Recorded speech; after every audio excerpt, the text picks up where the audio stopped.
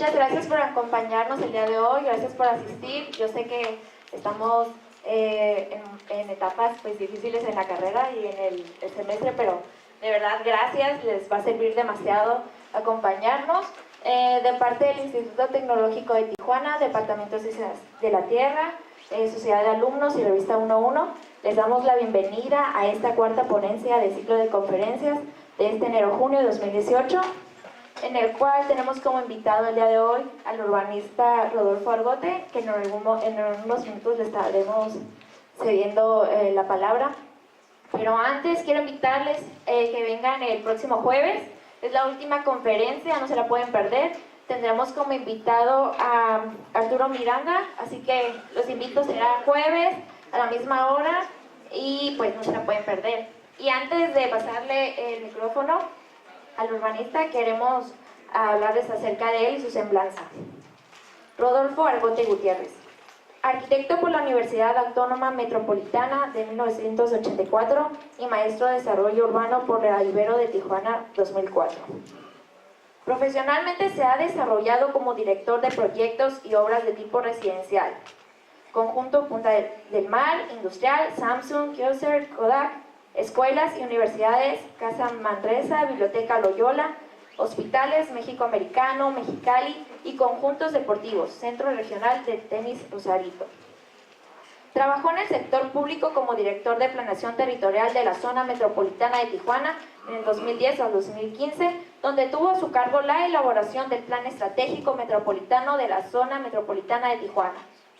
Desde 1989, colabora en la Ibero Tijuana como maestro de asignatura de la carrera de arquitectura de 1989 al 2016, donde ha impartido la maestría del área de proyectos, urbanismo y creatividad en la maestría en desarrollo urbano 2007-2016, impartiendo las asignaturas de fundamentos del desarrollo urbano, desarrollo humano y creatividad y seminario de investigación, en la maestría de gestión de políticas públicas 2014-2016, la asignatura de dirección estratégica en el sector público.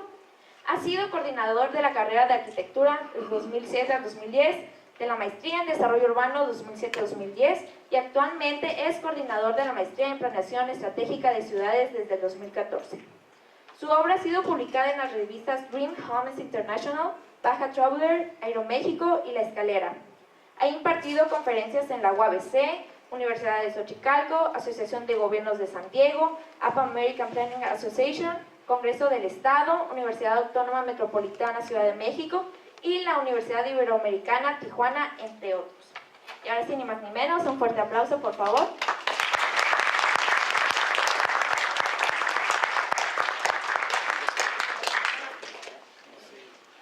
¿Qué tal? Muy buenas tardes, me da mucho gusto estar aquí. No es la primera vez, me preguntaban que desde cuándo había sido la primera vez que había asistido aquí al Tecnológico y les decía que es la cuarta vez que vengo. Como oyeron, desde 1989 imparto clases en la Ibero Tijuana en arquitectura, entonces pues ya tenemos algo de historia, igual que la carrera de arquitectura aquí, y siempre hemos tenido mucha relación e interacción con la Escuela de Arquitectura del TEC de Tijuana, ¿no? Por otro lado, pues me presentaron como urbanista, me voy a sentar, pero pues yo soy arquitecto, ¿no? Hice la maestría en desarrollo urbano con área especificante en diseño urbano, pero siempre he visto a la planeación precisamente como labor de un arquitecto, ¿no? La planeación de ciudades sí es labor de los arquitectos, aunque quienes entran al campo del urbanismo muchas veces dicen, ya no soy arquitecto, ahora soy urbanista, ¿no? Y los que estudian urbanismo, la licenciatura en urbanismo, dicen que no tiene nada que ver con la arquitectura, ¿no? Que hubo un divorcio entre el urbanismo y la arquitectura. Pues el urbanismo, el padre del urbanismo fue Le Corbusier, ¿no? Que era un arquitecto, y desde su perspectiva de la arquitectura desarrolló la teoría de la ciudad, ¿no? La ciudad radiante, entre otras, ¿no? Entonces, pues yo sí quisiera reivindicar a los arquitectos como los protagonistas de la ciudad, ¿no? Pero para que podamos ser los protagonistas de la ciudad, pues tenemos que entender a la ciudad ya no nada más como un objeto o un conjunto de objetos arquitectónicos, sino como un sistema complejo, y además es un sistema complejo que está incompleto, que siempre está en transformación y que siempre pues hay zonas que decaen, hay zonas nuevas, es una complejidad enorme con los aspectos sociales, económicos, ambientales, y es algo que los arquitectos debemos de como llevar a otro campo, ¿no? Y yo lo hice pues cursando una maestría, ¿no? En la maestría tenemos las líneas de investigación en desarrollo sustentable, en sistemas de información geográfica, en planeación urbana y regional y planeación estratégica, ¿no? Entonces complementamos lo que hacemos los arquitectos o lo que nos enseñan en la escuela de arquitectura para poder entender a la ciudad, poder analizarla y poder plantear soluciones para ella, ¿no?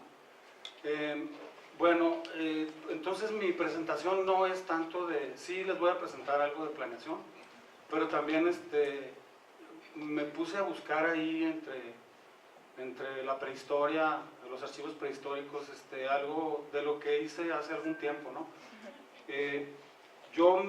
Bueno, hace 40 años yo era estudiante con ustedes, entonces pues ya se imaginarán pues, tantos años, 40 años, pues para mí se me ha hecho muy corto, ¿no? Que llegué a este momento, pero pues son muchos años, ¿no? Y desde que estudiaba, desde primer año, incluso antes de que entrara a estudiar arquitectura, me puse a trabajar en un despacho.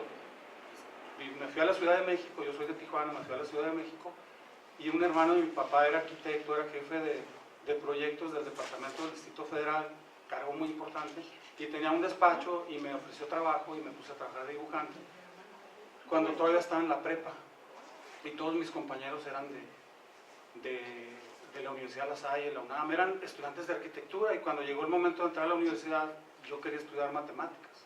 Entonces le dije a mi tío, ya me voy a la Facultad de Ciencias a estudiar matemáticas. Me dijo, no, ¿qué te pasa? Métete a arquitectura. Y entonces pensé, pues voy a estudiar arquitectura y si no me gusta me salgo. ¿Qué puede pasar? Voy un semestre y si no me gusta me salgo. Pues de ser dibujante a entrar a la carrera de arquitectura y empezar a llevar historia de la arquitectura y teoría y diseño y todo lo que llevamos en la carrera, pues me pasó lo que a ustedes, ¿no? Quedé fascinado con la carrera de arquitectura. Y entonces desde ese día ya empecé a trabajar, pero ya no como dibujante, ya empecé a tratar de darle un giro, ¿no?, a lo que hacía yo en el despacho. Ya no iba nada más por ganar dinero, porque pues era parte de eso, ¿no? Tenía 17 años y ganaba dinero. Entonces ya empecé a verle a la arquitectura toda esa inmensidad que tiene, ¿no? Bueno, entonces voy a empezar por mostrarles un proyecto. Bueno, voy a empezar más bien por hablarles de temas que para mí son fundamentales en el quehacer arquitectónico y urbanístico, ¿no? A mí en la Universidad Metropolitana es una universidad que está basada en el método científico del materialismo dialéctico. Y el primer año, pues a nosotros nos ponían a leer a Mao Zedong, a Marx, a Lenin y a todos los autores del socialismo y del materialismo histórico dialéctico, ¿no? Mi papá se asustó cuando vine a Tijuana y me dijo, pues ¿qué estás estudiando?, me dice, porque traía yo libros de materialismo dialéctico y demás, ¿no? Y muchos pensarán, bueno, pues los estaban adoctrinando o qué. No, pues resulta que el materialismo histórico dialéctico pues es una filosofía y es un método científico, ¿no? Entonces, algo que nos enseñaron mucho, que a mí se me quedó muy presente y que tiene aplicación, es el tema de la dialéctica, ¿no? Voy a leerles esto para no inventar. La dialéctica, uno de los principios de la dialéctica es la lucha y unidad de los contrarios. La ley de la unidad y lucha de los contrarios es la médula y esencia de la dialéctica materialista. La dialéctica parte del criterio de que las cosas y los fenómenos de la naturaleza llevan implícitas contradicciones internas, que son la fuente del proceso de desarrollo mientras examinamos las cosas en forma estática, cada una aisladamente. No tropezamos con las contradicciones que llevan en sí, pero apenas comenzamos a examinarlas en su contexto, en su movimiento, desarrollo y mutación, entramos en el reino de las contradicciones en la naturaleza. Siempre hay algo que nace y se desarrolla, y algo que muere y caduca. La lucha entre lo viejo y lo nuevo, entre lo que muere y lo que nace, entre lo caduco y lo que se desarrolla. Esto constituye la ley del proceso de evolución. Lenin llamaba a esta ley la médula de la dialéctica. puesto que descubre la fuente del automovimiento y del desarrollo de la materia, y puesto que estudiando los aspectos contradictorios de los objetos, las tendencias de desarrollo de esas contradicciones, conocemos los fenómenos en su nacimiento, evolución y muerte. Y entonces en nuestro quehacer encontramos mucha referencia a, por ejemplo, en el aspecto de la visión de la arquitectura como arte y ciencia, como el aspecto de forma y espacio, lo individual y lo colectivo, lo natural y lo artificial, el interior y el exterior, y etcétera, ¿no? En urbanismo, el tema de local global, ¿no? Que se acuñó incluso el término local, ¿no? Que es pensar globalmente, actuar localmente, ¿no? O lo podemos traducir a nosotros, pensar en la región y actuar en la ciudad, pensar en la ciudad y actuar en la arquitectura.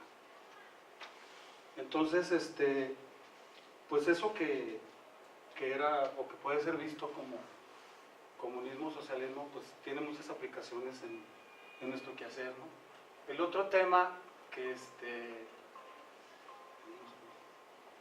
el otro tema es el tema de la creatividad. Este es Octavio Paz, el Premio Nobel Mexicano de Literatura, y él decía que la creatividad es la capacidad de descubrir las relaciones ocultas entre las cosas. Nos lleva a pensar en otro aspecto, ¿no? La visión sistémica. Todas las cosas se pueden ver como un sistema, ¿no? La ciudad es un sistema, un edificio es un sistema, compuesto de subsistemas, de muchos sistemas, y bueno, el universo es un sistema y todo es un sistema, pero está compuesto de elementos que además están relacionados entre sí, están vinculados, ¿no? Y por eso él habla de descubrir las relaciones ocultas entre las cosas. Esas relaciones son esos vínculos que hay entre las cosas, ¿no? Bueno, el tema de la creatividad, pues yo a la arquitectura siempre la he visto como un arte, ¿no? Y precisamente porque es un proceso creativo. La arquitectura es un proceso creativo, lo que nos lleva a entender la acción de proyectar no como una acción mecánica que nos conduce a la resolución de un problema, sino como un proceso especulativo y de construcción de pensamiento propio. Pensamiento y creación se hallan íntimamente relacionados en todo proceso de proyecto, y aunque la arquitectura se materializa a través de sistemas constructivos y materiales, solo es posible concebirla mediante la construcción del pensamiento. Y el pensamiento sistémico es un modo de pensamiento que considera el todo y sus partes, así como las conexiones entre estas. En pocas palabras, estudia el todo para comprender las partes. El pensamiento sistémico no se queda en determinar las características de las partes, sino que va más allá hasta la comprensión profunda del porqué. Busca reconocer las relaciones que existen entre los sucesos y las partes, busca una mayor conciencia de comprensión para interactuar con esos sucesos. Entonces, pues otro aspecto, ¿no? La creatividad y el tema de... Y bueno, aquí tenemos un edificio donde vemos pues que es un sistema, ¿no? Y que además está dentro de un sistema ambiental, de un sistema natural o un sistema construido, ¿no? Básicamente esos son los tres fundamentos, vamos a decir, de lo que yo he aplicado o utilizado para hacer la arquitectura, ¿no?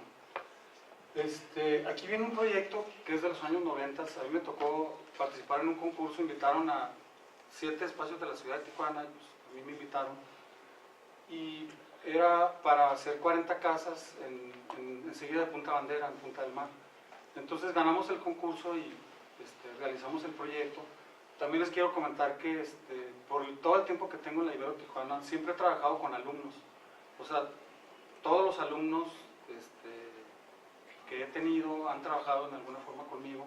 En este proyecto pues no fue la excepción, ¿no? Alumnos y exalumnos. Y luego alguien me preguntó en La Habana, una vez fuimos a una ponencia y me dice, ¿y les pagas?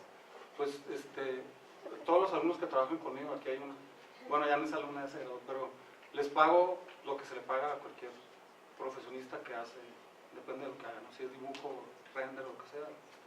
Nunca he explotado a los alumnos, ¿no? Bueno, decía conjunto de Punta del Mar, pero esto viene después de todavía es más de la prehistoria. Es de 1990, es el Hospital México-Americano, y la perspectiva la hizo Cancino, un egresado de aquí, pero el hermano, el hermano de él, que ya murió, de hecho ya murió, y este tiene una historia muy curiosa porque nos invitaron de Mexicali, los doctores ontiveros nos dijeron, oye, me hicieron un anteproyecto de un hospital y quiero otra cosa. Entonces yo estaba asociado con Eugenio Velázquez, con quien trabajé 9 años, quien hizo el cubo, y habíamos hecho un proyecto en Los Mochis y él se estaba yendo al aeropuerto a Los Mochis. Entonces lo fui a dejar al aeropuerto y esperando que saliera su vuelo, le dije, oye, me hablaron de Mexicali, fíjate que quieren esto y esto y esto, y traía yo el terreno nada más. Entonces sobre eso hicimos un boceto y él se fue a Los Mochis y yo me fui con Cancino esa misma tarde y le dije, oye, queremos hacer esto, es un juego de volúmenes utilizando el cilindro, la pirámide, la línea recta, inclinada, la curva. Siempre buscábamos mucho utilizar la parte de la composición arquitectónica utilizando los principios artísticos, ¿no? Entonces nos preocupábamos mucho por la forma y pues éramos arquitectos formalistas, ¿no? en esa primera etapa. Y cuando vieron eso, los doctores decían, oye, espérate, ¿y ese cilindro qué es? Pues son los quirófanos. Y decían, ¿cómo voy a tener un quirófano con los curvos? Los quirófanos pues tienen que tener ciertas características. De hecho,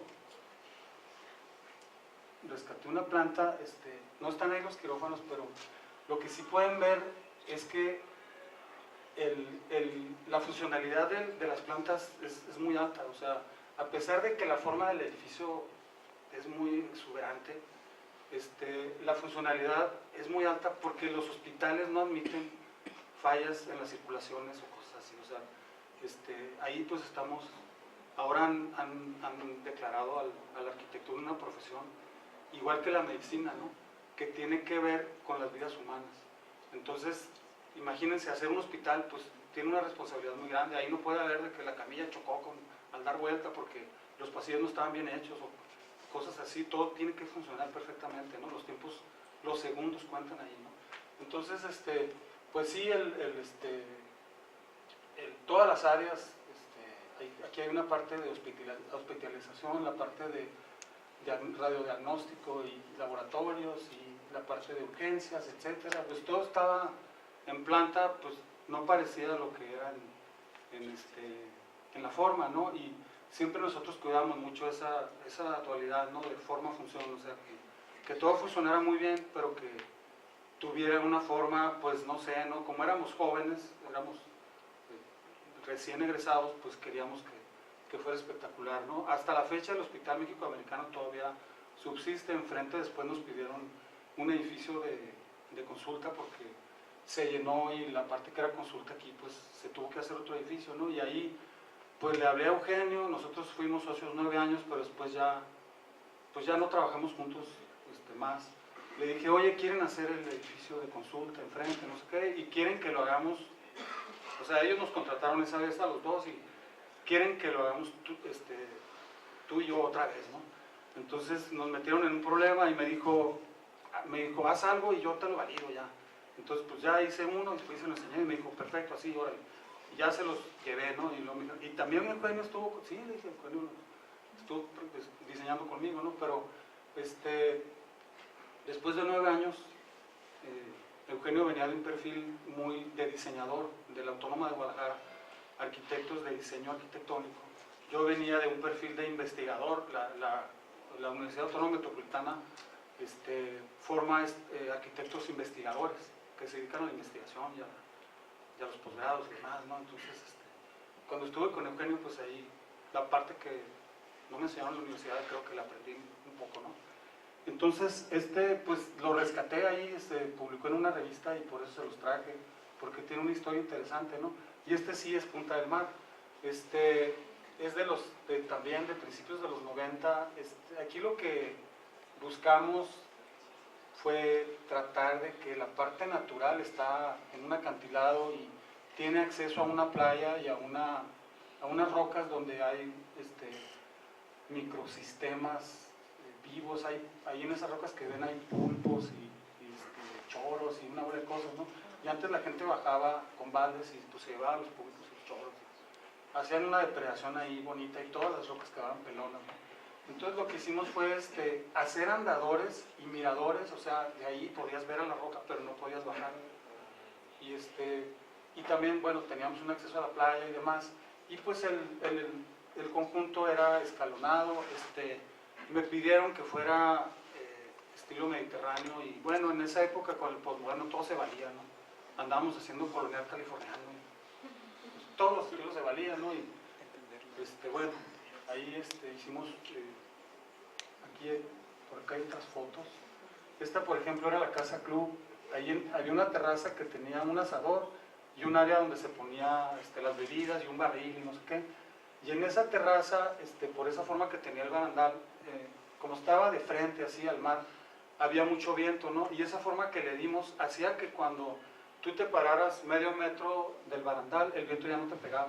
El viento hacía un efecto muy curioso, ¿no? Entonces cuando estabas ahí no te molestaba el viento. Y tenía una serie de aspectos donde buscábamos la arquitectura bioclimática. El sistema constructivo era a través de 3D panel, que es un panel de foam con una estructura tridimensional de acero, y eso hace que sean muy térmicas las construcciones, muy fáciles de hacer. Hagan de cuenta que están haciendo una maqueta, ¿no? Y yo, cuando los clientes me pidieron que investigara sistemas constructivos que ahorraran energía, pues encontré ese sistema y dije, perfecto, pues va a ser como hacer una maqueta de foam, ¿no? Y así me quito de hacer cortes por fachada con traves de concreto y quién sabe qué tantas complicaciones, ¿no? Y sí, se hizo muy fácil, nada más que cuando le presenté el proyecto a los de 3D Panel, me dijeron, a ver, espérate, los paneles son rectos. Entonces, pues tú ahí tienes bóvedas y cúpulas y muros curvos y demás, y pues no les costó mucho, ¿no? Pero le dije, bueno, espérate, vamos a hacerle así como le hacemos suajes al foam cuando hacemos maquetas para que curve, pues, a la malla esta metálica le hicimos cortes y logramos curvear el panel, ¿no? Entonces ya, no, pues total, ya lo curveamos y se pudo hacer, y después ellos ya empezaron a hacer, a darle a ese panel otro uso, ¿no? Ahí se ven las escaleras que bajan, es un modelo de casa. Aquí nos divertimos bastante. Por cierto, en esa época este proyecto lo presenté en La Habana, Cuba, donde fui con 54 estudiantes de aquí del Tecnológico y de la Ibero, que eran las únicas escuelas de arquitectura que había antes. Y me tocó ir a dar una ponencia y fui pues a cargo de 54 estudiantes y había varios del Tecnológico, me acuerdo de Ismael Carrasco de ese grupo, ¿no?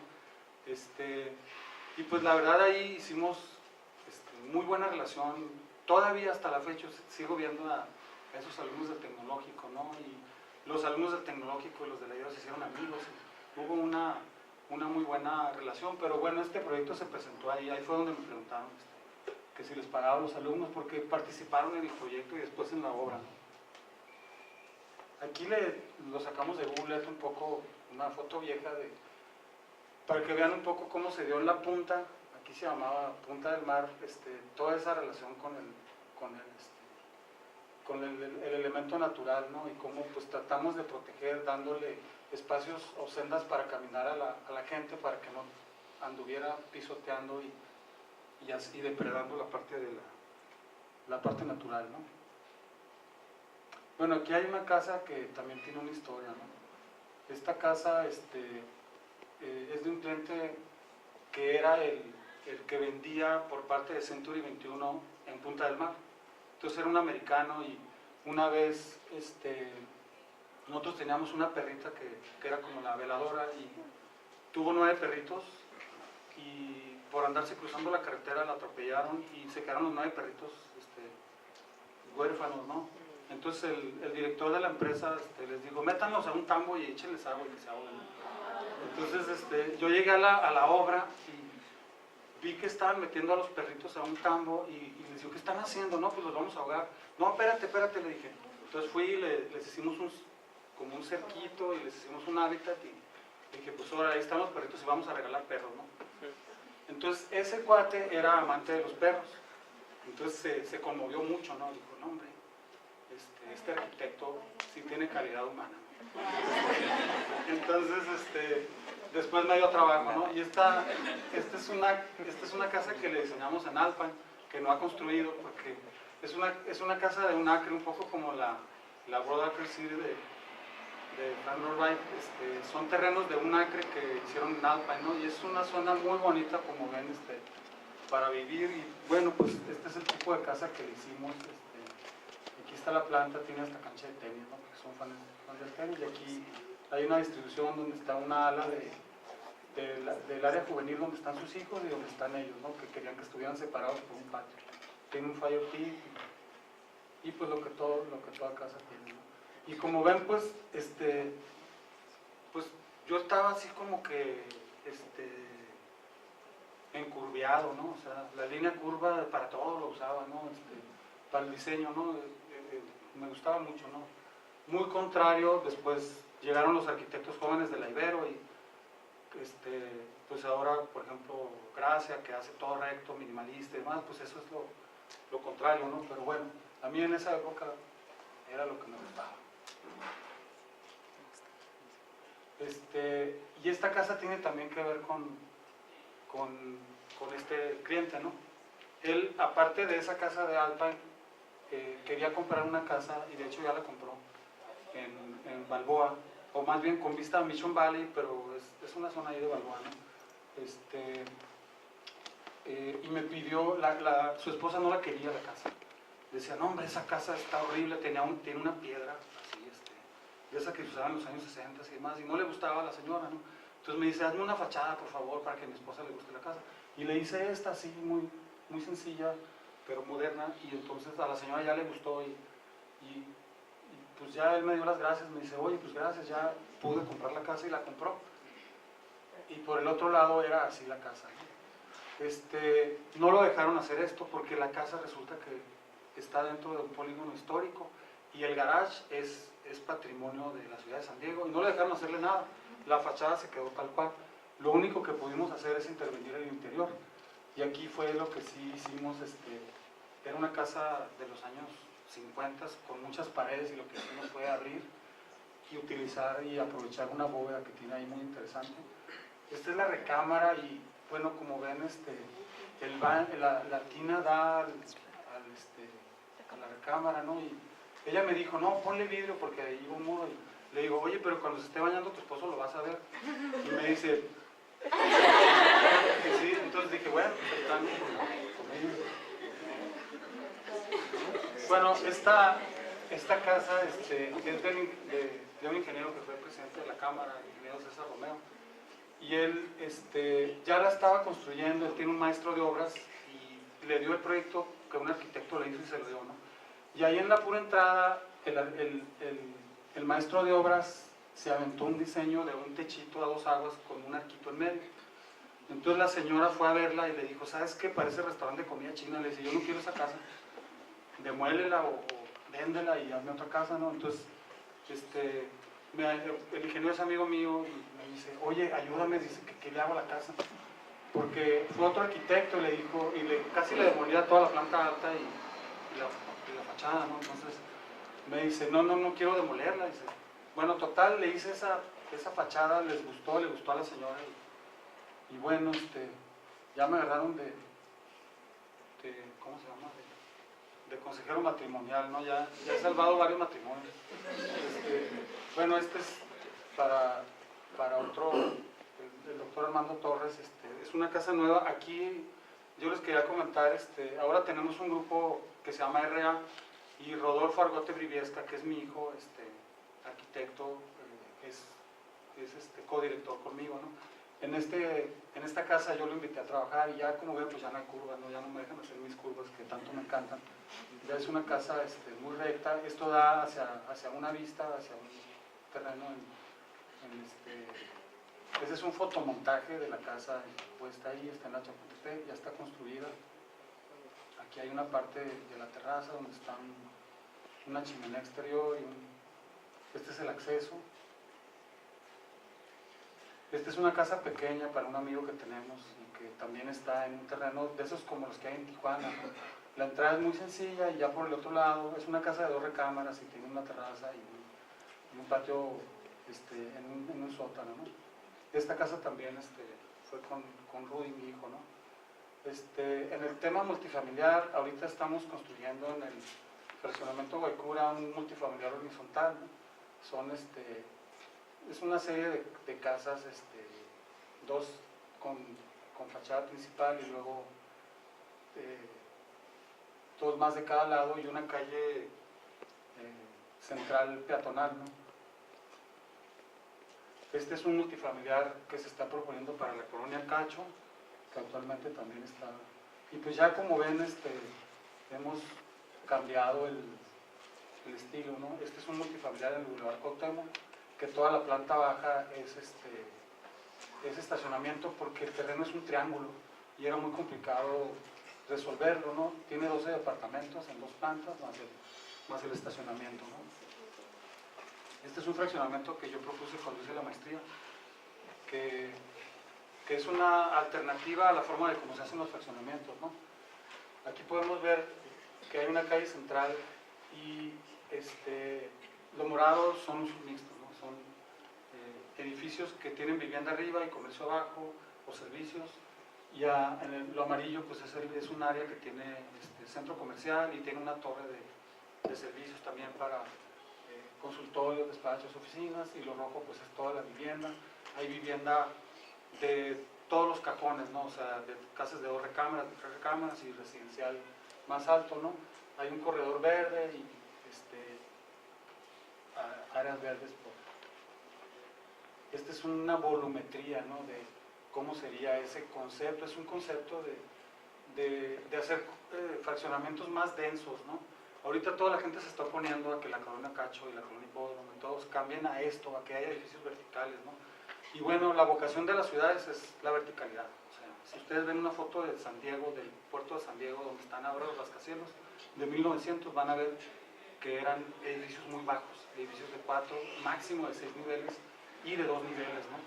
Entonces, se tiene que reconvertir a, no digo que vamos a hacer como San Diego, pero sí Tijuana va a reconvertirse a tener edificios medianos, porque también nuestra zona es una zona que tiene muchas zonas no aptas, ¿no? El suelo no es bueno, hay muchas fallas, etcétera, pero sí podemos hacer edificios medianos, ¿no?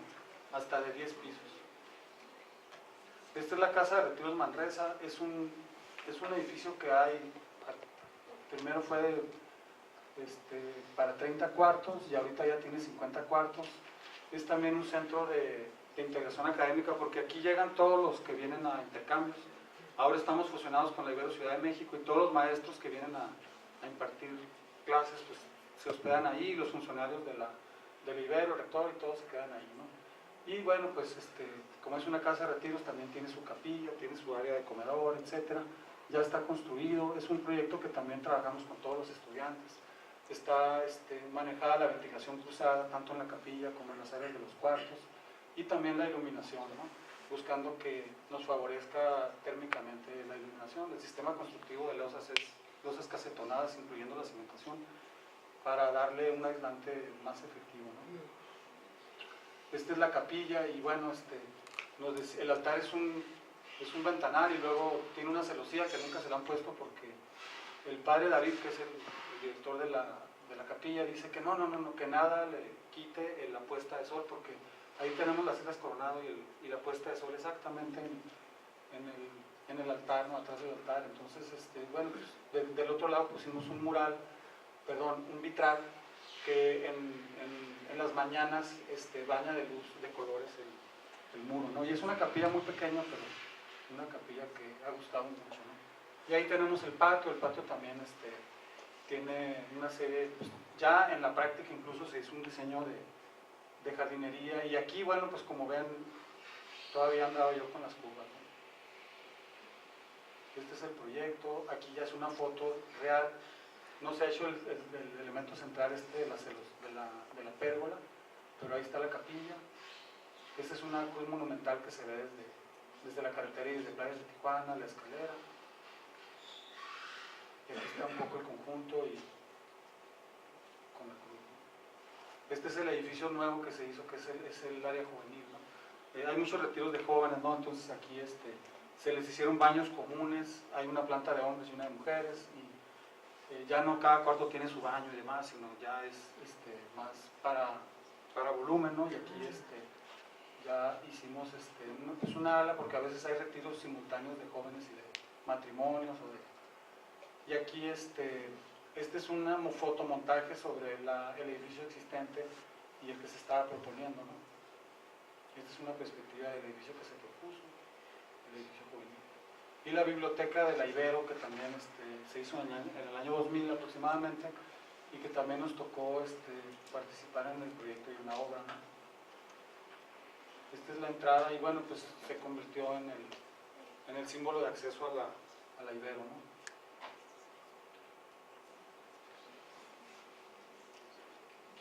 Al bachillerato actualmente le estamos proyectando un crecimiento, el edificio ya,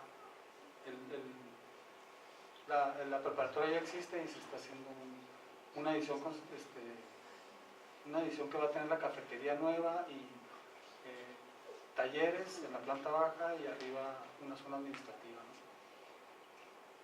Ese también está por construirse. Y ahorita estamos haciendo un proyecto que ya se está construyendo, que es el gimnasio. El gimnasio ya existe, lo hizo el proyecto un arquitecto, Rodolfo Aguilar, pero nosotros nos invitaron a hacer una edición donde van a estar la parte del gimnasio de pesas y demás, y una zona de oficinas y de talleres, ¿no? Esta es la parte de atrás de la fachada que vieron ahorita, donde ya se hace la parte del nuevo proyecto. Allí en planta baja vemos las bicicletas y las zonas las pesas. A la derecha están los talleres, en la parte de arriba están baños y vestidores, y hasta arriba está un área de oficinas y una terraza, ¿no? Aquí vemos la terraza que se está generando, que es un área para recreación. Aquí vemos el vestíbulo y la parte donde se van a dar las clases de yoga, de danza, de flamenco y de todo lo que se da ahí, ¿no? Este es un proyecto que nosotros impulsamos y que cuando estuve en el IMPLAN,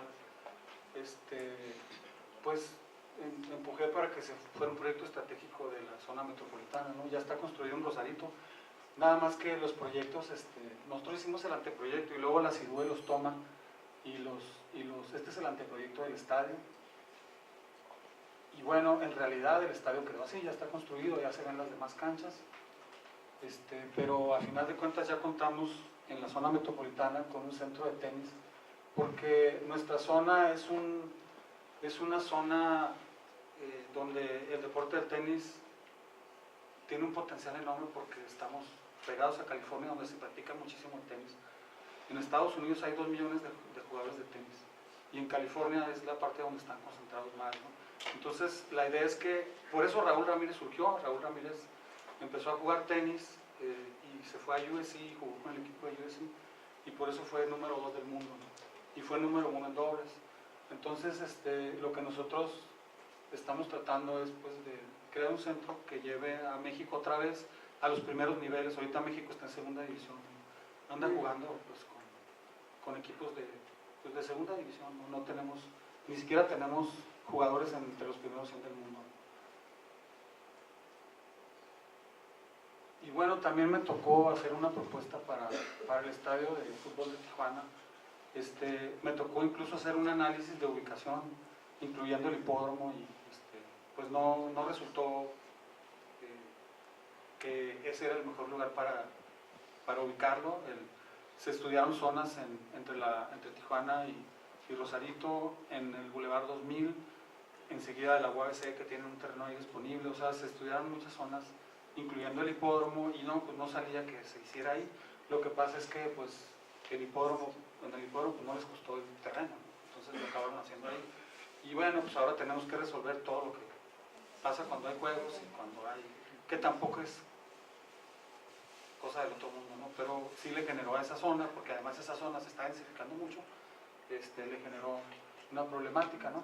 Y este proyecto pues no fue el que se hizo, pero sí sirvió de base para el proyecto final, ¿no? Bueno, es rápido una clínica en la zona Río que hicimos después del hospital de Mexicali. Ya está construida, la hicieron de 3 pisos, y me tocó participar ya ven que se hizo el cubo, ¿no? Donde Eugenio ganó el concurso y se hizo el proyecto del cubo, que está muy bonito y a todo el mundo nos gusta. El proyecto del cubo se hizo aquí. Y nosotros no quisimos tocar esta parte, sino que quisimos que fuera un espacio abierto para que le diera perspectiva y le diera a esa glorieta de las tijeras más amplitud y que tuviera una presencia urbana más importante del conjunto, ¿no? Nosotros no hicimos un cubo, ¿no? Hicimos de hecho es una esfera deconstruida y lo hicimos atrás, ¿no? Entonces, estas fueron nos pedían 2 láminas y esta fue la propuesta que nosotros hicimos, ¿no? Vamos a decir, en lugar del cubo nosotros propusimos esto, que como les digo es una esfera deconstruida. Y pues ya saben que no ganamos, ¿no? También participamos en el Zócalo 11 de julio y fuimos finalistas, ¿no? Era el equipo de Zaragoza que formamos ahí con gentes de la Ibero, ¿no? Creo que, bueno, que hay otra parte del edificio frustrado de la sala internacional, ¿no? Pero bueno, a mí me gusta y lo guardo porque me gustó el proyecto. De aquí vamos a pasar a la otra presentación. No sé si hasta ahorita quieran hacer alguna intervención porque vamos a pasar a otro PowerPoint donde vamos a hablar ya un poco más del tema urbano. En cuanto ingresé al INPLAN, me dijeron, tu tarea durante estos 3 años es elaborar el Plan Estratégico Metropolitano. Aquí tienes 7 millones de pesos y algo. Entonces, lo que se quería era darle un giro a la planeación urbana en Tijuana, porque no nada más en Tijuana, en todo el mundo se vio que la planeación urbana había sido ineficiente. Y bueno, yo no creo que haya sido ineficiente, ¿no? Lo que pasa es que los políticos no aplican la planeación, no la usan. El político es el antiplanificador más grande que hay. Va contra sus intereses políticos, personales, económicos y de todo tipo. Son enemigos de la planeación, pues. Entonces al INPLAN, pues, lo veían así como que, sí, ahí está el INPLAN, sigan haciendo programas y planes, pero nunca los aplicaban. Eso pasaba en todo el mundo, no nada más en Tijuana. Todos los políticos son iguales en todo el mundo, no nada más en México. Y a través de esa experiencia del Plan Estratégico Metropolitano, pues empezamos a desarrollar también en la academia la parte de la planeación estratégica, ¿no? Que es complementaria a la planeación urbana. La planeación urbana normativa debe de seguir existiendo, deben existir la normatividad y las leyes para que se sigan desarrollando las ciudades. Pero ¿qué hace un plan estratégico? Bueno, un plan estratégico, ahorita vamos a ver algo de...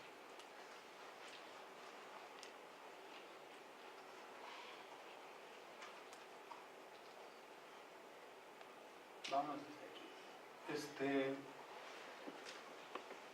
Los planes estratégicos, el producto más valioso son la cartera de proyectos estratégicos. Y bueno, ahí pues los arquitectos y los ingenieros tenemos mucho que ver porque los proyectos son principalmente obras de infraestructura y de equipamiento urbano, y los equipamientos urbanos, pues sabemos que hay equipamientos de la recreación y el deporte, la salud, servicios, etcétera, o sea, gubernamentales, institucionales. Entonces, pues, ¿qué son esos proyectos? Pues son proyectos urbano-arquitectónicos, ¿no? Entonces, pues, debemos estar muy metidos en eso, ¿no? En la planeación. Yo le hice aquí una lista de cómo surgen los proyectos en la ciudad, pero no cómo deben de surgir, porque no surgen así, ¿no? Los proyectos deben de surgir partiendo de un proceso de planeación participativa. Y esta presentación tiene que ver con un ejercicio académico que hicimos donde los alumnos de maestría hicieron un plan estratégico, yo también doy clases en la licenciatura, y tomaron a un grupo que tengo de 30 alumnos como consulta juvenil, y de ahí generaron proyectos que después los alumnos de licenciatura están desarrollando, ¿no? Tradicionalmente los maestros, cuando nos dicen que pues, me toca ver escuelas o multifamiliar o edificios de la salud o el tema que sea, y decimos, a ver, pues miren, allá hay un terreno baldío, o nosotros bajo nuestro criterio elegimos una zona, y pues ya ponemos a los alumnos a hacer el proyecto. Entonces nosotros queremos ir un poquito más atrás, ¿no? o más a fondo de dónde surgen los proyectos, porque no sé a los demás arquitectos que hay aquí, pero a mí me pasa que yo propuse un aerobús, que es un autobús que va con cables como Metrocable, y propuse muchos proyectos para Tijuana, pero pues los presenté en el Implan desde el año 2000, nunca me hicieron caso, ¿no? Y a todos nos pasa eso, ¿no? De que, oye, pero si yo tengo muy buena idea, ¿por qué no se realiza, no? Y cuando se llega a realizar, porque tenemos un buen contacto, una influencia, pues los proyectos se bloquean por los ciudadanos y básicamente se bloquean porque no se sigue este proceso, ¿no? Los proyectos deben de surgir entonces de un proceso de planeación participativa que inicia con un diagnóstico técnico, que son los diagnósticos que están en los programas y planes, ya hay estudios, indicadores, etcétera, y un diagnóstico participativo. El diagnóstico participativo implica que en mesas de trabajo se identifica cuáles son los temas que a las personas realmente les parecen que son los más importantes y críticos para la ciudad. Y después esos dos diagnósticos se cruzan, ¿no? Se dice, bueno, las personas dicen que hay mucho tráfico y que hay mucha contaminación, pero también hay indicadores y podemos determinar cuáles son realmente los temas críticos de la ciudad. Después se construye una visión. Los temas críticos nos llevan a visualizar qué es lo que, hacia dónde vamos con la ciudad, ¿no? Si hay mucha contaminación, pues seguramente en 10 años vamos a tener más contaminación, y si hay mucho tráfico, pues en 10 años vamos a tener mucho tráfico o más. Y así podemos hacer como una visión tendencial hacia dónde vamos a llegar, ¿no? Entonces nosotros construimos una visión a través de determinar pues, que no queremos contaminación y no queremos tráfico y no queremos falta de áreas verdes y falta de espacios y delincuencia, y no queremos eso. ¿Y qué es lo que sí queremos? Entonces los ciudadanos o los jóvenes o quienes estén participando lo hacen, ¿no? También se hace desde la otra perspectiva, simplemente qué es lo que queremos que sea la ciudad en el futuro, ¿no? Después de la visión se construyen estrategias, metas y objetivos, acciones y proyectos estratégicos. Ese es el proceso de planeación, ¿no? Y ya tenemos los proyectos estratégicos y sabemos que Tijuana, bajo un proceso de este tipo, necesita áreas verdes, parques, o necesita bibliotecas, o necesita escuelas, o qué es lo que necesita, pero en un plan estratégico se determina incluso qué escuelas y qué parques y en dónde, ¿no? Los proyectos estratégicos llevan un grado de definición ya muy puntual, ¿no? ¿Dónde va a estar? ¿Cuánto va a costar? ¿Quién lo va a impulsar? Etcétera, ¿no? Después, bueno, entramos al tema que nos atañe a nosotros, los proyectos urbanos y de paisaje. Y bueno, el proceso que ustedes saben, ¿no? Selección y análisis del sitio, proceso de diseño participativo, esa es otra. En Estados Unidos, yo una vez aquí precisamente mostré un proyecto que se hizo en Los Ángeles, donde en una calle que se llama Central Avenue, un grupo de diseñadores urbanos hicieron con la gente un proyecto. Y que se hacía una maqueta del lugar y se les decía, se les daban maquetitas y se les decía dónde crees que debe de haber más árboles, dónde crees que debe de haber las paradas de transporte público, dónde crees que...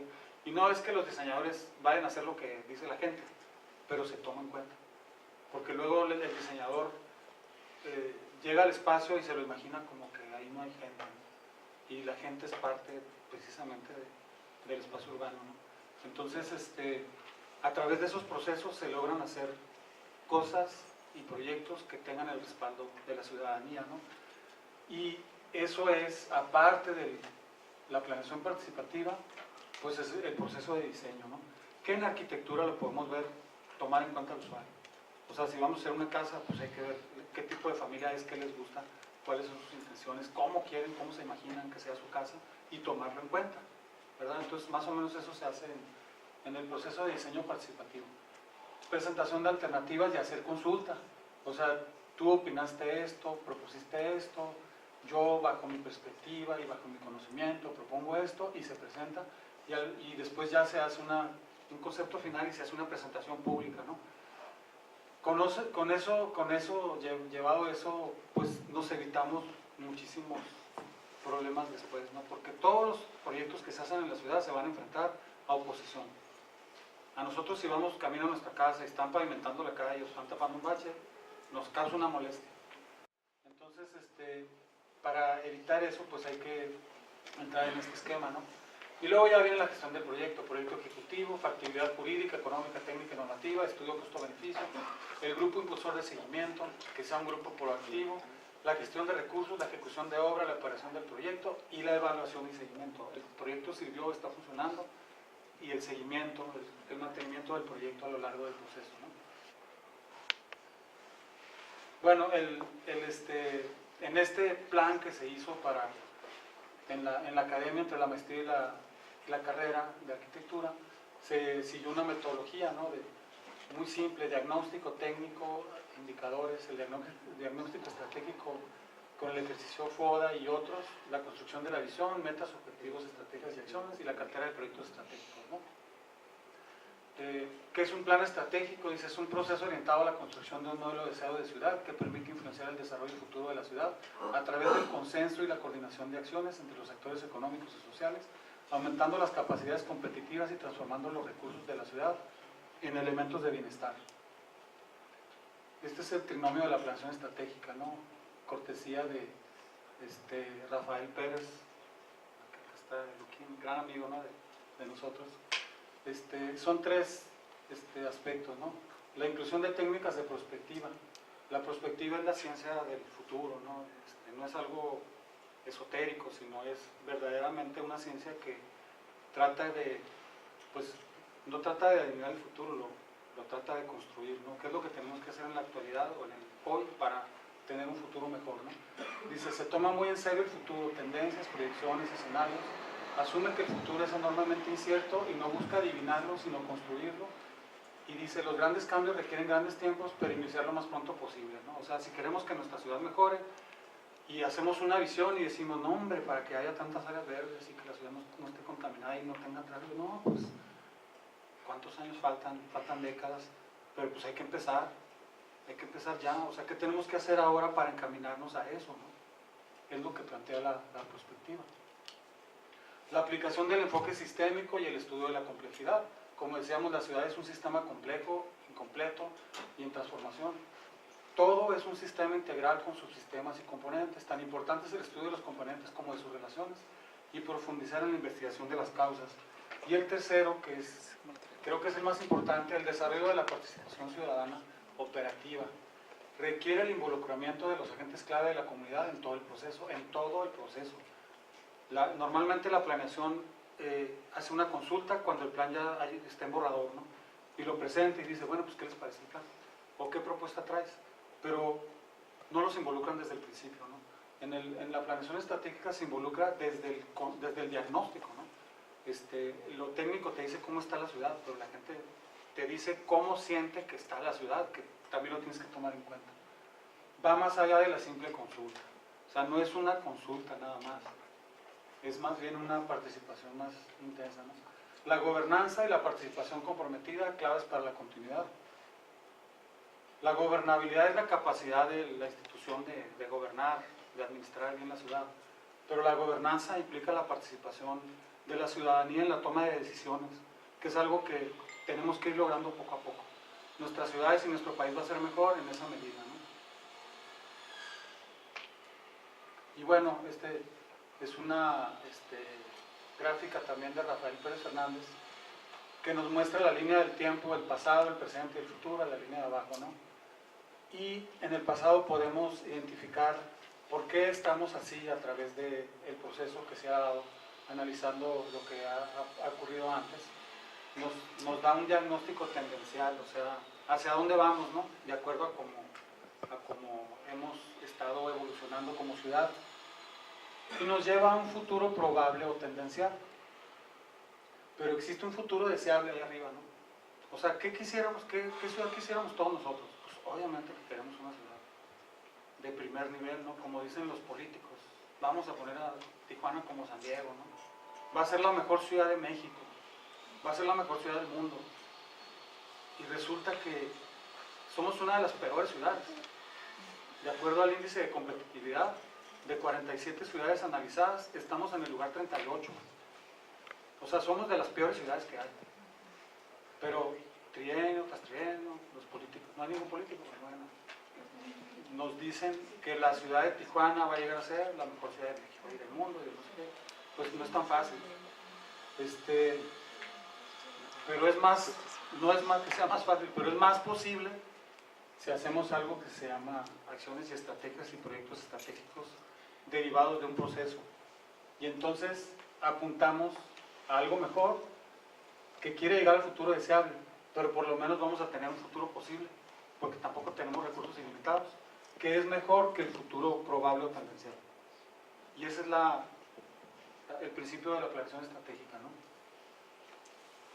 Bueno, los alumnos de la maestría presentaron indicadores y información sobre las características del área y las condiciones que tenía, el diagnóstico, altas tasas de expansión urbana, irregularidad en la ocupación del suelo, vulnerabilidad de asentamientos informales, degradación de espacios centrales, entre otros, ¿no?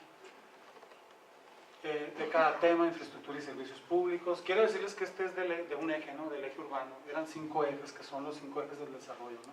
Que ahorita vamos a ver. Y bueno, la movilidad y el transporte público, ¿no? Luego se hizo el análisis FODA ya con los alumnos de licenciatura, que eran 30 alumnos, en mesas de 6 alumnos, con 2 alumnos de maestría por cada mesa. Aquí viene lo que es el FODA. El FODA muchas veces lo llevamos. El otro día fui a una ciudad y me dijeron, no, pues aquí está el FODA de la ciudad, ¿no? Estas son nuestras fortalezas, nuestras debilidades, nuestras amenazas, ¿no? Le digo, ¿y qué más? No, pues ya ese es el FODA. No, el FODA es otra cosa, ¿no? El FODA no se termina si no se hace lo que vamos a ver ahorita, la matriz estratégica.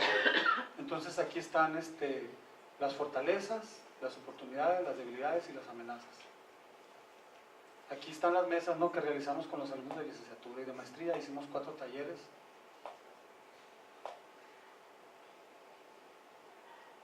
De las fortalezas, o sea, el FODA se hace para formular estrategias. Las estrategias después se convierten en objetivos y metas, en acciones y en proyectos, ¿no? Pero todo surge de generar estrategias, ¿no? Directamente de las fortalezas tú puedes generar estrategias. De las oportunidades, de las debilidades puedes generar estrategias, pues, para abatir esas debilidades o para evitar las amenazas, ¿no? Pero también viene, esta es la matriz FODA, donde tú cruzas amenazas con fortalezas. Y las estrategias defensivas implican, a través de maximizar las fortalezas, cómo evitar las amenazas, por ejemplo, ¿no? Entonces, haciendo el cruce de todo esto, elaboras estrategias defensivas, ofensivas, de supervivencia y de reorientación. Ya tienes más estrategias. Y el chiste es que tengas muchas estrategias. Y después vas a elegir las que son las mejores, ¿no? Se construyó una visión después de un diagnóstico. Se dice, ok, bueno, la ciudad está aquí, está así. Entonces, ¿qué ciudad queremos? Entonces, se hace una ciudad desde el punto de vista urbano. La visión se formula en tiempo presente como si ya estuviera ocurriendo. Por eso ustedes ven que dice, Tijuana es una ciudad innovadora, conectada, contemporánea y fronteriza con infraestructura de calidad, zonas con densificación y usos mixtos, está equipada y cuenta con mayores espacios públicos. Es una ciudad industrializada con conciencia ambiental, dotada de vialidades completas que permiten una movilidad eficiente de personas, bienes y servicios. Además cuenta con un sistema multimodal de transporte que promueve la movilidad no motorizada y el pedestrismo. Esa es la visión, ¿no? Y a partir de esa visión, bueno, estas son las mesas de la visión, esa es la mesa urbana. A partir de la visión, entonces se empiezan a formular estrategias, objetivos, las metas y las acciones. Esta es una matriz donde ya tenemos hasta los proyectos estratégicos, ¿no? También se hizo un ejercicio de un taller de proyectos estratégicos, ¿no? Y aquí ya vemos proyectos, regularización, de no sé qué, de infraestructura de la ciudad, de espacios en zonas de riesgo, programa integral de movilidad urbana sustentable, que es el famoso PIMOS, que se está trabajando, etcétera, ¿no? Surgen ya los proyectos estratégicos más puntuales, ¿no?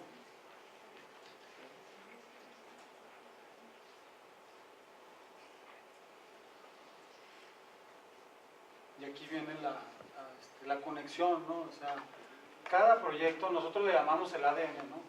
¿De dónde surge el proyecto? O sea, debe de surgir de un proceso ciudadano, debe de pasar por un proceso técnico, debe de pasar por un análisis de este tipo donde se identifican estrategias, objetivos, metas. Y entonces sí, el proyecto tiene mucho más sustento, ¿no? Aquí surgieron 10 proyectos, después ya se hicieron 5, ¿no?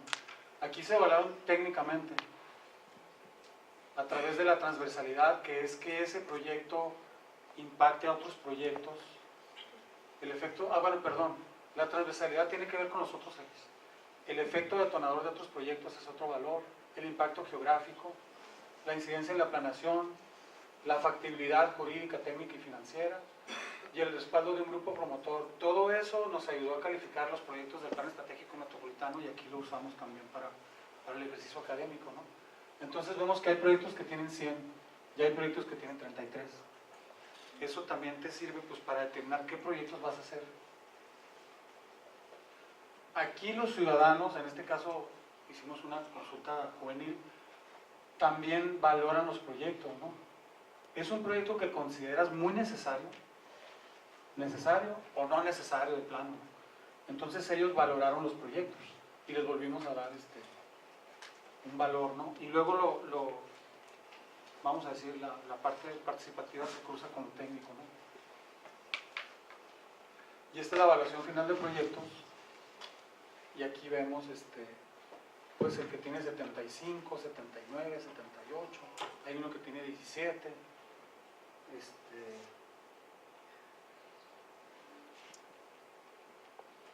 y se determinaron 5 proyectos finales, ¿no? Cada mesa eran 5 mesas, hicieron 5 proyectos y luego se hicieron sus fichas técnicas, ¿no? Esto se realizó en un trimestre en una materia de planeación estratégica de la maestría, y los alumnos están en semestre, tomaron los proyectos. Por ejemplo es el eje, sigue siendo el urbano. Estos son los 5 proyectos que llegaron al final, ¿no? ¿Qué dice el diagnóstico técnico participativo? Los temas críticos. ¿Cuál fue la visión? Los objetivos, metas y estrategias, y los proyectos, ¿no? Y de aquí los alumnos eligieron sus proyectos. Por ejemplo es el eje ambiental. Cada eje hizo el mismo trabajo, ¿no? Pues no lo voy a pasar todo porque nunca vamos a terminar, pero básicamente ahorita ellos ya terminaron su trimestre, y ahorita los de semestre están trabajando ya estos proyectos, ¿no? Algunos son, por ejemplo, del eje institucional, pues son programas, organismo para la transparencia de las instituciones públicas, ¿no? Que ahorita en el debate, ¿no? Salió eso, ¿y cómo vas a abatir la corrupción, ¿no? de los servidores públicos? Bueno, pues aquí es algo que la gente trae, ¿no? Ya por último les queríamos mostrar la página del grupo que tenemos, y vienen ahí algunas imágenes, proyectos, también para que conozcan a los integrantes. Hay estudiantes y hay arquitectos recién egresados, creo que 2. Aquí está Heidi Machoni, que es recién egresada de la carrera de arquitectura. Bueno, esa es la página, ¿no? Se llama rodolfoargote.com, y ahí viene, pues, no sé en qué estén, pero ahí vienen algunos de los proyectos. Esta es la casa de la Chapultepec. Este es un diseño que hizo Ruiz de iluminación en Estación Federal. Esta también es Estación Federal, no sé si la conocen, pero fue un proyecto de rescate de un espacio público que estaba en deterioro. Ahorita están trabajando, ahí está Rudy, ¿no? Un día lo invitan porque él trae sus propios conceptos y rollos, y ya pues es la nueva generación. No sé qué más, por ahí hay más cosas, ¿no? Ahorita están trabajando un proyecto en la calle Segunda que tiene que ver con regeneración de un edificio. Es un edificio de vivienda que no tiene estacionamiento y que aparte está muy deteriorado, está pues grafiteado, en muy malas condiciones. Lo rentan los departamentos, pero de una manera a muy poco costo. Es el que está ahí arriba, mira. Ese es el proyecto que se está trabajando actualmente en el grupo, que es el rescate de una propiedad. Lo que hicieron fue convencer a unos inversionistas para que lo compraran, a través de presentarles un proyecto de este tipo, y volverlo un edificio que mejore su entorno, ¿no? Y que también dé un servicio. está orientado, el edificio está orientado a cierto mercado específico de jóvenes, solteros o parejas jóvenes. Son departamentos pequeños, no tenía estacionamiento, ya toda la planta baja se volvió estacionamiento.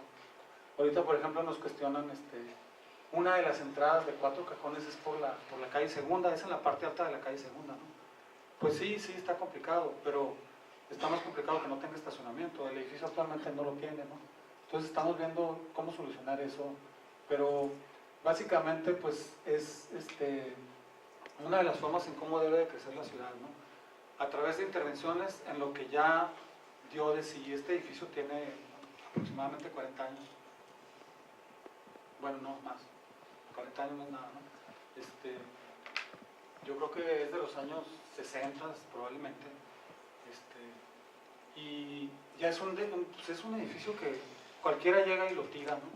La estructura se está reforzando, ya es un proyecto de ingeniería y está creciendo un piso, ¿no?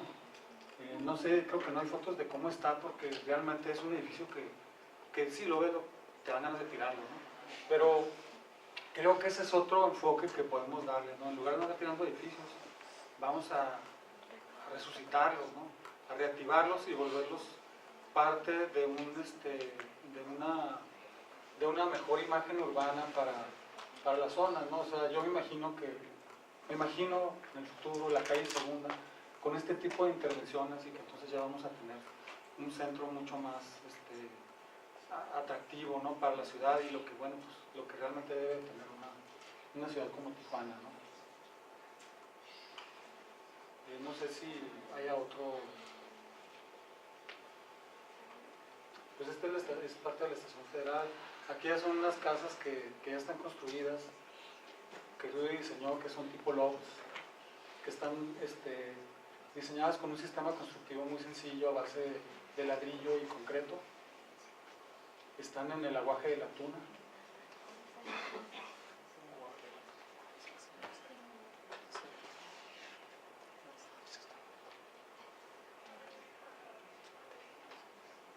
Y bueno, esta página la hemos estado construyendo, no está terminada, faltan todavía de subir muchos proyectos, pero estamos subiendo proyectos donde participamos tanto Rudy como yo, no proyectos míos, esos de las curvas que a mí me encantan, pero a él no, entonces donde él haya participado. De hecho, yo tengo 3 hijos, nunca les he orientado a que estudien arquitectura. Rudy una vez reprobó, estaba en la prepa y reprobó y lo perdió un semestre. Entonces de castigo, yo estaba construyendo la biblioteca de la Ibero, de castigo lo mandé a trabajar ahí con un ingeniero que construía conmigo. Y después cuando llegué lo tenía barriendo y cargando sacos de cemento. Le dije, no, espérate, tampoco es tanto castigo.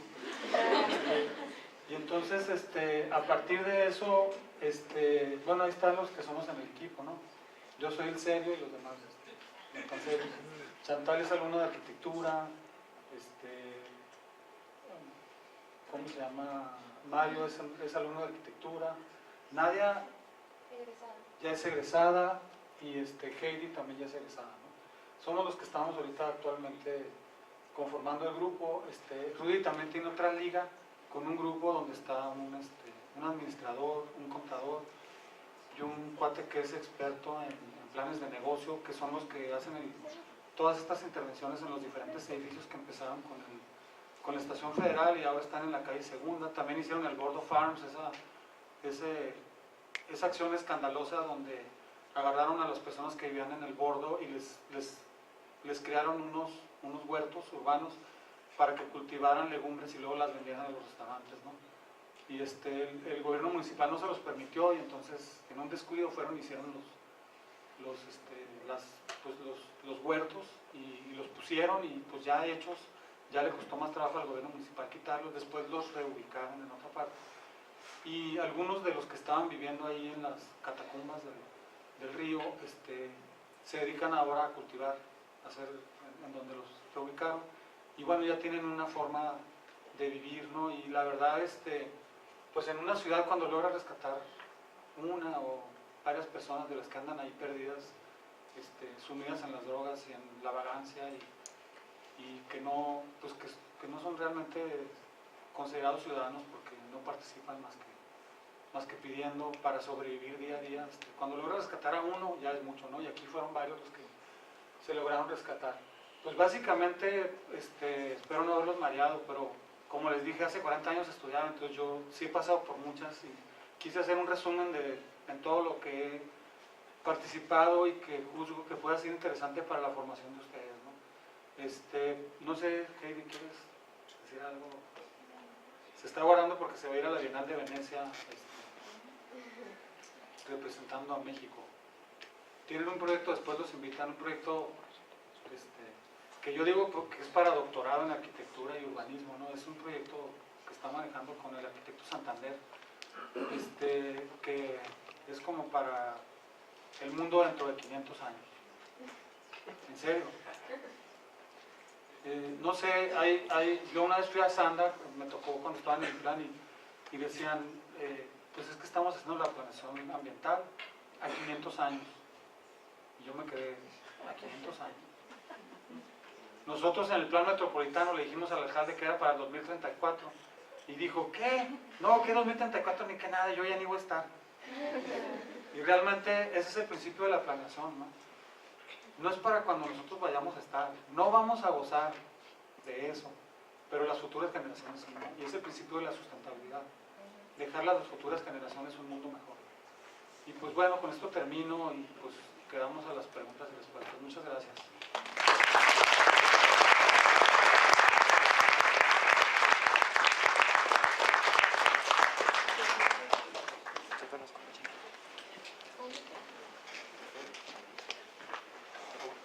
Comentarios, lo que quieran.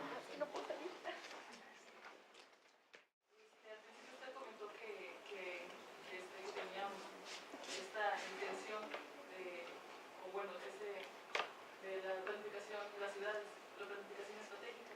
Al principio he dicho que había rechazado muchos proyectos y no sé si usted podría decirme cuál fue el fallo o cuando digamos que negaron algunos de sus proyectos, digamos alguna vialidad o Sí. equipamiento o algo, y por ejemplo de ciertas zonas que la participación ciudadana es un poco escasa y pues, o sea, ¿a qué se debe esos? Bueno, sí, yo lo que quería decir es que como arquitectos y como profesión que está ligada a la creatividad, siempre estamos viendo con un ojo crítico la ciudad, ¿no? Y nos damos cuenta de problemas críticos y cómo resolverlos, ¿no? Entonces cuando vemos eso queremos divulgar esa idea y que las autoridades lo hagan, ¿no? Yo una de las cosas que propuse, bueno, fue para el transporte público hacer un sistema que ahora le llaman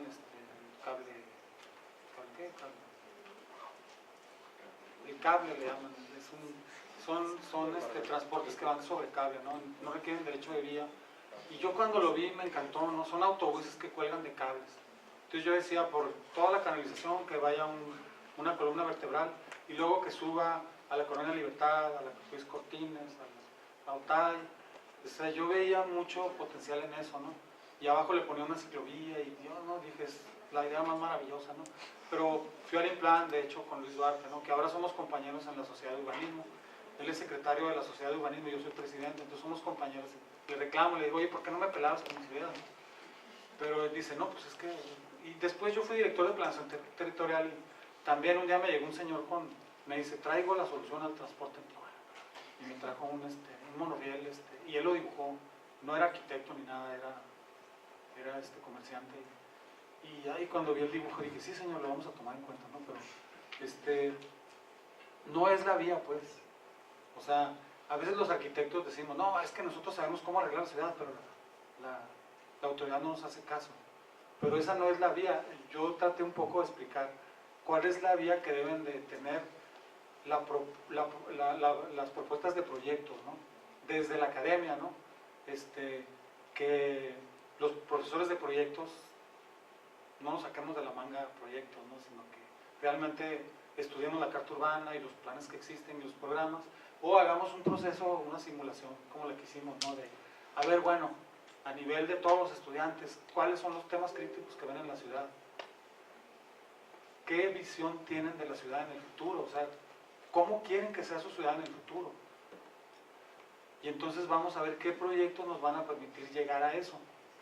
Entonces, yo después de muchos años me di cuenta de eso, ¿no? De que, pues, vamos a seguir haciendo propuestas y proyectos que nunca se van a realizar, a menos que seas muy influyente, porque muchos proyectos se han hecho así, en eso, ¿no? A nosotros nos tocó que el cinema 4D se hizo porque la esposa del gobernador lo quería, ¿no? Y así pues, encontramos proyectos que son caprichos, ocurrencias, o a veces más grave, que son por intereses económicos, ¿no? De que llegue el compadre del funcionario y le dice, oye compadre, acá en esta día vamos a hacer este proyecto, apruébamelo, no sé qué, o que sea que lo haga el gobierno, porque yo acá tengo terreno enfrente y quiero que suba de valor, o sea, se presta para muchas cosas, ¿no? Pero esa es la antiplanación, y eso es lo que no se debe hacer, y es lo que se hace. Entonces, esto que nosotros proponemos es pues para buscar evitar eso. Ahora, se hizo el plan metropolitano en 3 años, llegó otro presidente municipal y no le dio seguimiento. Entonces 7 millones de pesos, 2 años de trabajo en las 3 ciudades, 20 talleres de participación, se fueron un poquito así como a la basura, ¿no? Pero el Consejo de Desarrollo Económico de Tijuana lo tomó, el plan estratégico de Tijuana, del plan metropolitano, y le dio seguimiento. Entonces, ahorita el INPLAN ya le dijo al Consejo de Desarrollo Económico, ¿sabes qué? Eso nos corresponde a nosotros y tú vas a seguir participando, pero viene para acá. Entonces ahorita a mí me tocó coordinar el plan, estamos haciendo un esquema de resucitación del plan estratégico metropolitano, que es la única manera en cómo vamos a utilizar los recursos disponibles que hay para que la ciudad mejore, ¿no? De una manera más sustentable. Pero básicamente eso, ¿no? Que creo que ahora sí hay un camino, y yo a través de volverme urbanista, como dijeron, lo encontré, ¿no? Y pues otra sugerencia, ¿no? Tenemos alumnos en la maestría que acaban de salir de aquí, se acaban de graduar, y hay unos que no tienen todavía un papel, no sé qué, que están en el plan de Rosarito y de Tijuana, y ya van a entrar, ¿no? Hacer una maestría, yo la hice 20 años después de que salí de la escuela, y me costó mucho trabajo, porque yo para empezar llegué y dije, no, pues con mis proyectos maravillosos con tantas curvas, pues ¿qué me van a enseñar a mí, no? Y no, pues al principio me costó trabajo quitarme ese pensamiento de arquitecto y pasar a otro nivel, ¿no? De arquitecto con visión de ciudad. Y entonces veo que a los que son más jóvenes se va más rápido, ¿no? Ahorita tenemos un arquitecto, excelente arquitecto, que ha ganado concursos, muy buen arquitecto, pero tiene 67 años y está llevando la maestría, ¿no? Entonces, le cuesta un trabajo, a la hora de exponer le cuesta mucho trabajo, a la hora de plantear ideas le cuesta mucho trabajo dejar de ser arquitecto. Digo, arquitecto tradicional. Yo, como les dije, yo sigo viendo la planeación urbana y sigo viendo el urbanismo como arquitectura, ¿no? La ciudad es una gran arquitectura, no lo dije yo, lo dijo un arquitecto mexicano, no me acuerdo cómo se llama. La ciudad es una gran arquitectura.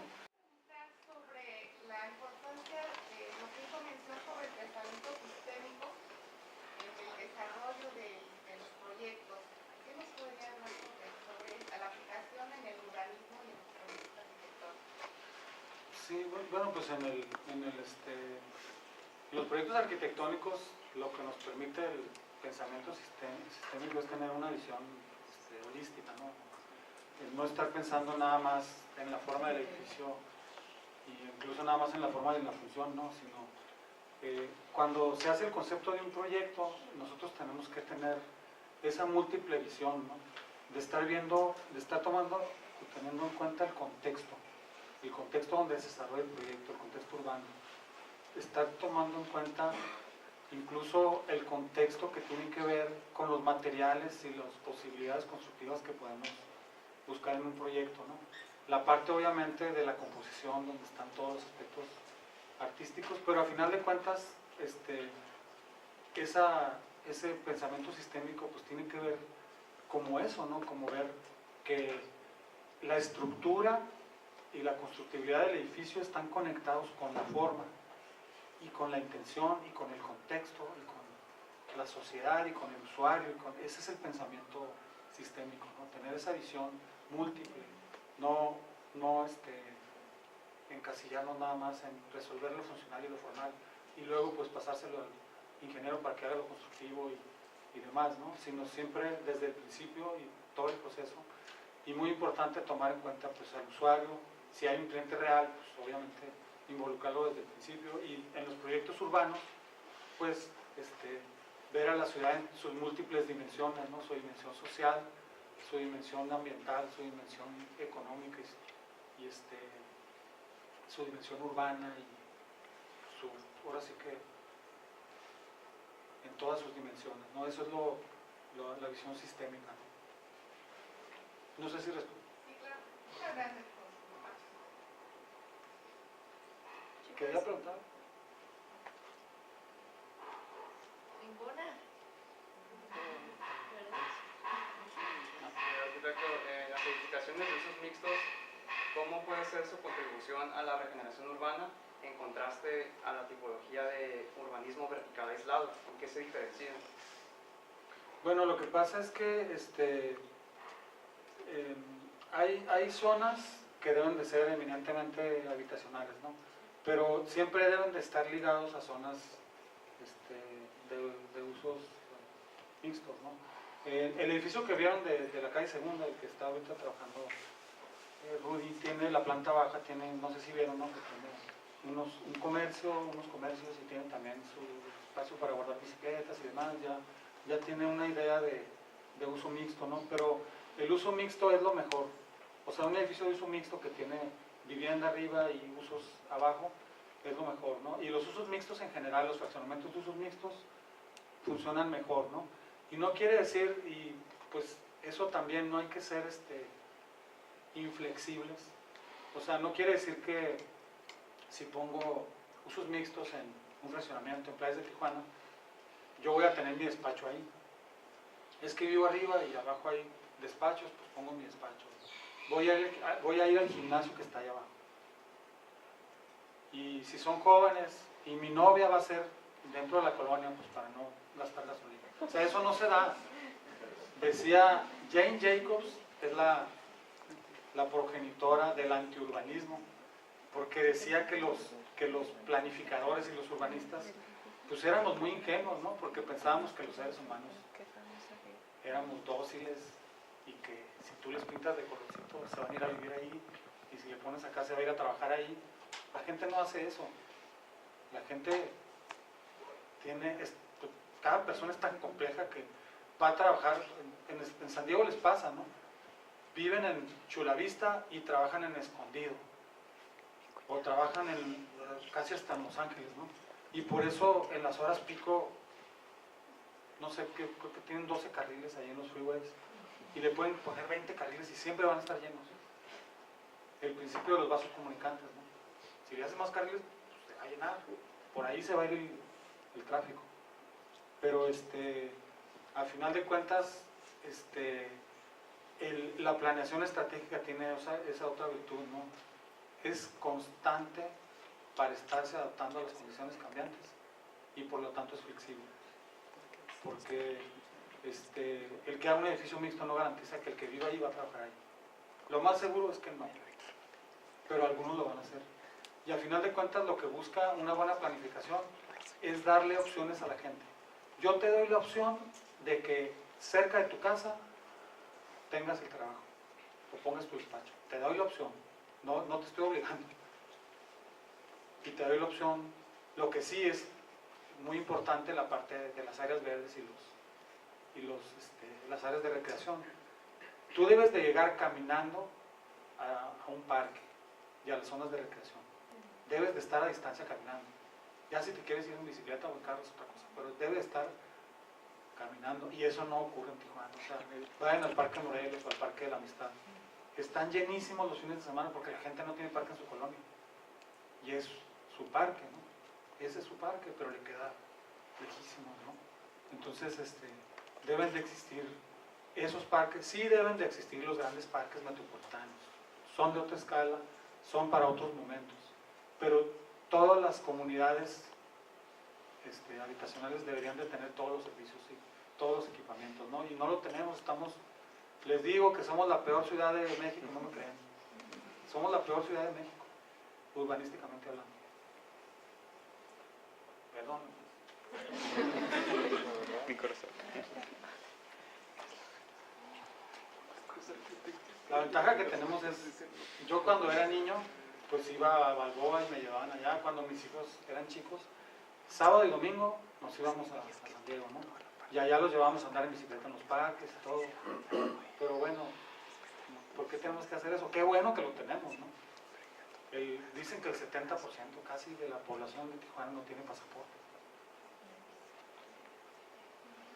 Parece que no, ¿verdad?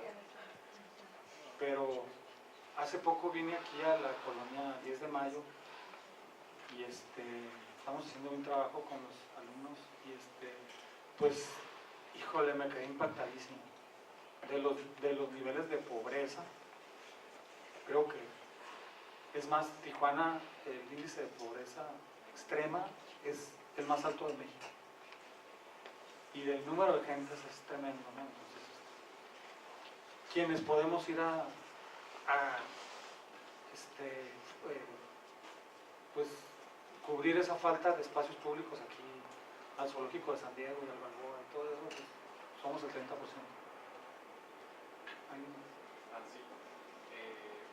Quisiera preguntarle que en su trayectoria en estas dependencias municipales, ¿cuáles han sido las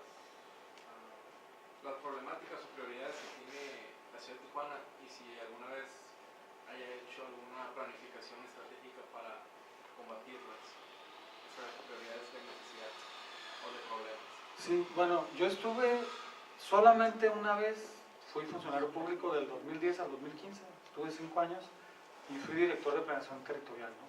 Y ahí yo tenía un departamento de planeación urbana, uno de proyectos, uno de medio ambiente, uno de sistemas de información geográfica y un departamento socioeconómico, además del administrativo, ¿no? Había 35 personas trabajando. Ese mismo departamento en San Diego es de 400 personas, para que no piensen que 35 personas son muchas, ¿no? Y el Implan se encarga de hacer la planeación de la ciudad a inmediato, corto, mediano y largo plazo, ¿no? Entonces, el Implan está lleno de planes. Yo hice un ejercicio cuando llegué a ver, ¿cuántos planes tenemos? Tenemos el plan de la zona centro, de mejoramiento, de crecimiento de playas de Tijuana, de la tercera etapa del río, y tenemos un chorro de planes, el PDUCPT y el plan de desarrollo urbano, y el PDUCPT que es el del centro de población, y tenemos muchos planes. ¿Cuántos proyectos proponen? No, pues 2000 proyectos. ¿Cuántos se han hecho? Porque viene desde 1998. Se ha hecho el 5% de los proyectos que se plantean en los programas. Entonces dije, no, bueno, pues ¿qué está pasando, no? O sea, si tú ves el programa de playas o lo que quieras y te dice que se implemente una ciclovía y que se implemente esto y lo otro, pero no se hace. Entonces, el plan estratégico busca eso. ¿Cuáles proyectos propusimos del plan estratégico metropolitano y que se han hecho? Bueno, el sistema vial metropolitano contempla varias secciones. Una de ellas es el nodo del Boulevard Bellas Artes y el otro del Boulevard Benítez, que me acuerdo. El centro tenístico de alto rendimiento que está en Rosarito, el estadio de los Cholos era un proyecto estratégico. Cuando en el 2010 los Cholos no estaban en primera división, pero era inminente que se iban a ir a primera división. Entonces nosotros fuimos al Grupo Caliente y les dijimos, a ver, ¿cómo los apoyamos para que el equipo llegue a primera división poniendo nuestra parte? Y además que cuando llegue a primera división, todo ese impacto que va a causar, todo ese movimiento que se va a dar, pues cómo la planeación puede apoyarlo, ¿no? Entonces, en el plan estratégico metropolitano, el Club de Fútbol Tijuana era un proyecto estratégico. había muchos proyectos. El sistema integrado de transporte es otro proyecto, ¿no? Que desgraciadamente el otro día la arquitecta Sara Toppelson decía: Tijuana es la única ciudad donde veo que la ruta troncal no funciona. O sea, van vacíos los camiones. ¿Qué está pasando? Dice. El anteproyecto, nosotros trabajamos un anteproyecto para las rutas troncales de Tijuana, necesita de 12 a 15 rutas troncales. Y por lo menos para empezar necesita la ruta 1 y la ruta 2. La ruta 1, Garita de San Isidro, El Florido, que es la ruta que se está haciendo actualmente más o menos. Y la ruta 2, Garita de Otay, La Gloria, Rosarito. Y la ruta 1 hasta Tecate después, ¿no? Es una cruz. Para que hubiera un sistema eficiente tendría que darse esa condición de la cruz, con alimentadoras, con el sistema actual de transporte, para que se fuera como volviendo un proceso paulatino, ¿no? Y después ya se iban incorporando las demás rutas, ¿no? Pero ni siquiera podemos implementar la 1. Y yo siempre dije, si no se pone la ruta 1 y la ruta 2, la ruta 1 sola no va a funcionar. Y bueno, pues ojalá que funcione. Pero ahorita está teniendo muchos problemas, está teniendo rechazo, no hubo un buen consenso con los transportistas. Nosotros estábamos en el INPLAN en el 2014 y la sala de juntos del INPLAN nos dijeron: esta ya no es de ustedes. Y ahí se metió todos los que estaban haciendo la planeación del sistema integrado de transporte. Entonces pues yo pasaba y de repente pues veía gente conocida y me metía y me decían: salte. Y yo era director de planeación territorial y no podía ver el proyecto.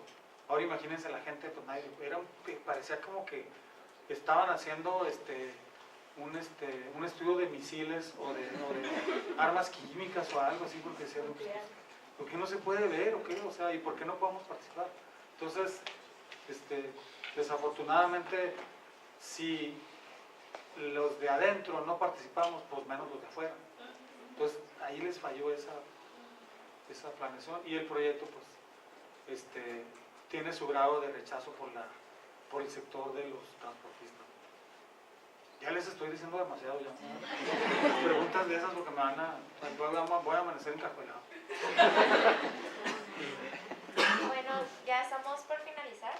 Muchas gracias, arquitecto, por habernos acompañado. El cual consiste de Dirección General de Educación Superior del Instituto Tecnológico de Tijuana, Departamento de Ciencias de la Tierra, otorga el presente reconocimiento al arquitecto Rodolfo Argote por su valiosa ponencia del ciclo de conferencias enero-junio 2018. Muchas gracias.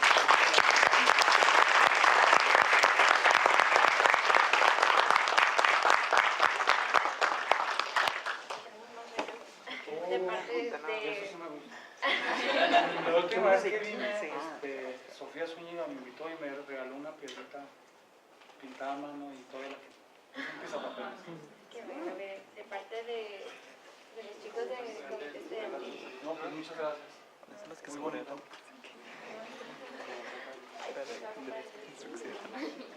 ¿Eh?